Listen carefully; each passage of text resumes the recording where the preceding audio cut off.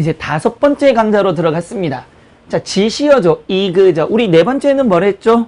앞에서 우리 순접과 역접이라는 여기는 지시어라면 앞에는 뭐 접속어를 얘기했어요. 분명히 이렇게 얘기했을 거라고 믿어요. 자, 지금 5번째 지시어입니다. 자, 이그저가 나와 있습니다. 여러분 이거를 하나의 문단으로 보셔야 됩니다. 지시어 이그저가 나온다라면 이런 그런 저런 이러한 그러한 저러한 이러므로 그러므로 저러므로 이런 것들이 전부 지시어에 해당하는 겁니다. 그러면 지시어 이그저가 나왔다라면 여러분들 앞의 내용과 뒤의 내용은 같은 내용이죠, 분명히. 그럼 마찬가지로 여기와 여기도 같은 내용일 거고요. 여기와 이거를 기준으로 여기와 여기도 같은 내용일 겁니다. 맞죠? 그러면 같은 내용인 건 알겠는데 왜 이런 모양을 가지고 지금 설명을 하나요? 잘 보세요. 이그저가 나왔다라면 우리 이거를 1번으로 합시다. 얘를 2번으로 잡고요. 얘를 3번으로 잡겠습니다.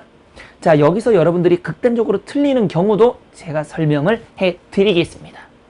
잘 보세요. 이그저가 앞에 문단의 앞쪽에 나왔다라면 분명 앞에 있는 내용과 뒤에 있는 내용은 동일한 내용입니다. 그런데 문제가 뭐가 주장이고 뭐가 뒷받침인지를 여러분들은 찾을 수 있으셔야 돼요. 자, A와 B 중에 뭐가 주장이고 뭐가 뒷받침일까요? 그렇죠. 여기서는 앞에 나오는 A가 뭐가 되고요? 주장이 되고요. 뒤에가 뒷받침이 됩니다. 자, 이건 2번째 예시라고 했습니다. 그러면 중간쯤에 이그저가 나올 수도 있겠죠. 그럴 때도 역시 A가 주장이 되고요. B가 뒷받침이 되는 겁니다. 그러면 3번째 이그저가 나왔다라면 같은 내용이지만 A가 주장일까요? B가 주장일까요? A가 주장이요. 이라고 얘기한다라면 굳이 그게 똑같다라면 제가 3개를 만들 이유가 없었겠죠. 이럴 때는요. 이런 내용들을 종합해보면 결론은 B다. 이렇게 나온다라는 겁니다. 그래서 얘가 주장이 되는 겁니다. 3번째 질문이라고 해봅시다. 그러면 제가 예를 하나 들어드릴게요.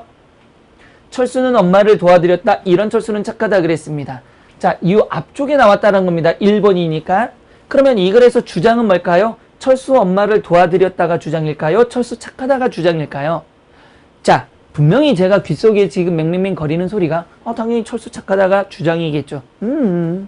왜요? 제가 그래서 아까 얘기했죠. 극단적으로 여러분들이 틀리는 걸 말해드린다 그랬죠. 왜 틀렸을까요? 첫 번째면 얘가 주장이고 얘가 뒷받침이죠. 그럼 엄마는 도와드린 게 주장이고요. 철수 착하다가 뒷받침입니다. 물론 이런 지문이 나오질 않습니다.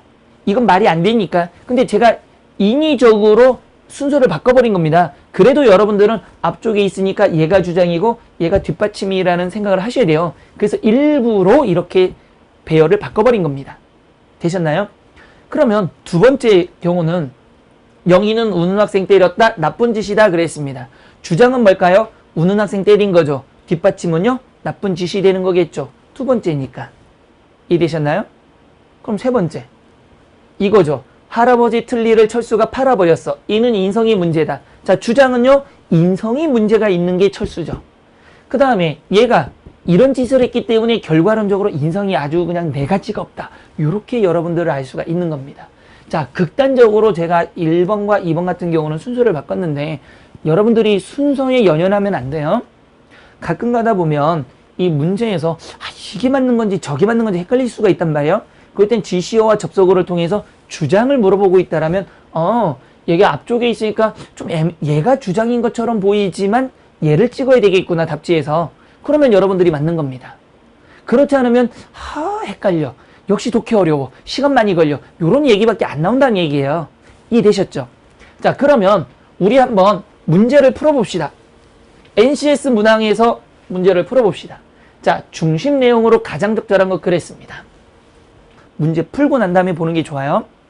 여러분들은 문제를 미리 풀었습니다. 자, 처음에 우리는 독서를 통해 지식과 정보를 얻는 거죠. 그러면 뭐에 대해서 말하는 거죠? 독서에 대해서 말하는 거죠. 독서에 뭡니까? 지식과 정보를 얻는데요. 그러면 특별한 일이 없으면 앞으로 독서와 지식, 독서와 정보 얘기가 나올 겁니다. 자, 여기까지만 본다라면 답은 어디?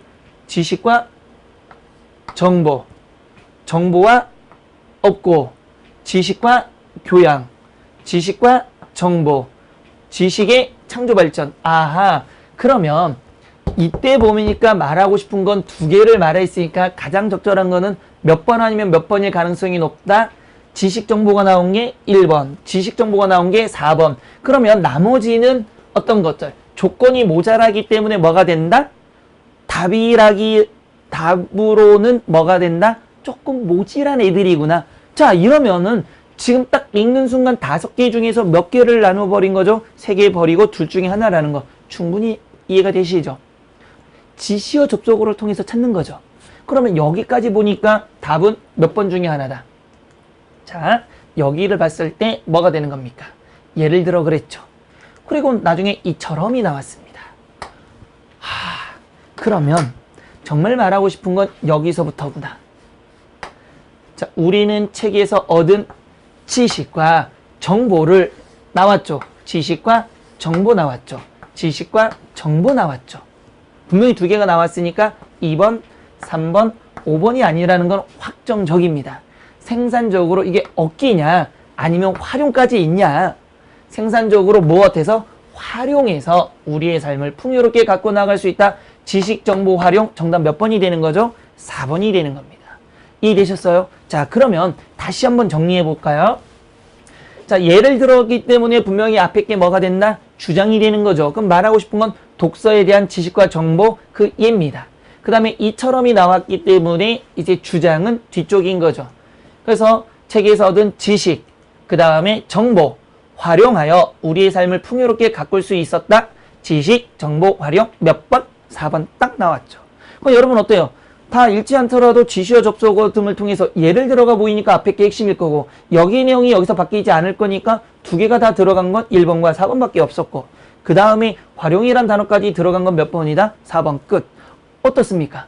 이렇게만 풀 수 있다면 여러분 어때요? 자신 있게 뭔가를 해도 괜찮겠죠? 자, 이런 것들 NCS 어때요? 저를 믿고 따라오면 어떨 것 같습니까? 충분히 여러분들 시간을 줄여서요. 이 시간을 다른 곳에 활용할 수가 있을 겁니다. 이해되셨나요?